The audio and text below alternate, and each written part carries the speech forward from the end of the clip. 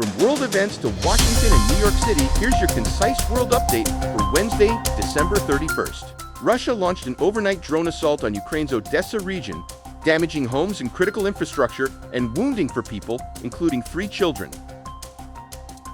United States and partner forces have killed or captured nearly 25 ISIS terrorists in Syria following a major U.S.-led strike earlier this month.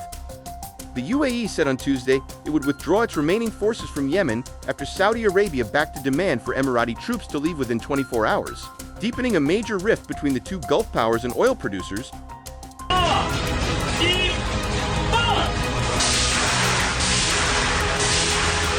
China People's Liberation Army carried out a second straight day of large-scale military drills around Taiwan on Tuesday, staging live-fire exercises in what it dubbed Justice Mission 2025.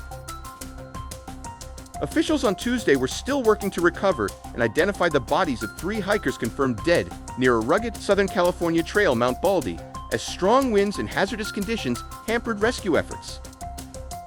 The U.S. Department of Justice has sued Virginia, challenging a state law that allows immigrants in the country illegally to qualify for in-state tuition rates and state financial aid at public colleges and universities. Federal agencies fanned out across Minnesota this week to investigate suspected fraud at child care centers and other facilities. A 21-year-old Texas man has been charged with international terrorism after allegedly providing bomb-making materials and money to people he believed were affiliated with the Islamic State. The Senate is set to confront another fast-approaching government funding deadline, but this time leaders in both parties say they are determined to avoid a shutdown. U.S. Border Patrol Commander Gregory Bovino said Tuesday that federal immigration enforcement officers will remain in Chicago for years. Republicans face an uphill climb to hold the House of Representatives in 2026. The party controls the chamber by a narrow margin, and midterm elections often favor the opposition, but Donald Trump is working aggressively to keep that pattern from repeating.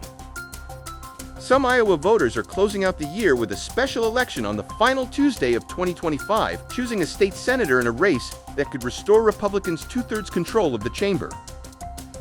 Stats released by the New York City Health Department Tuesday show citywide life expectancy at birth rose to 82.6 years in 2023, which is the most recent data available. New York City Mayor-elect Zohran Mamdani will be sworn into office on New Year's Day, alongside 2 of the most prominent figures in the Democratic Party's progressive wing. A Canadian tourist was stabbed in the leg in an apparently unprovoked attack while leaving Bryant Park on Monday evening, and police are still searching for the suspect.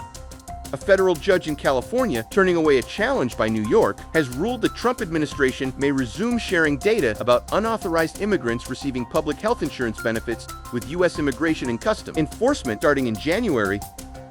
An ancient McVeighting to the final days of the Second Temple period has been uncovered near the Western Wall, the Israel Antiquities Authority announced Monday. U.S. stocks finished modestly lower in choppy trading Tuesday, as gains in communication services shares were offset by declines in technology and financial stocks during the holiday season, with losses in banks also weighing on the Dow, while trading in metals markets on Monday slammed the brakes on a torrid year-end rally, sending silver futures to their steepest one-day drop in nearly 5 years. From the Middle East to Wall Street, you're up to date.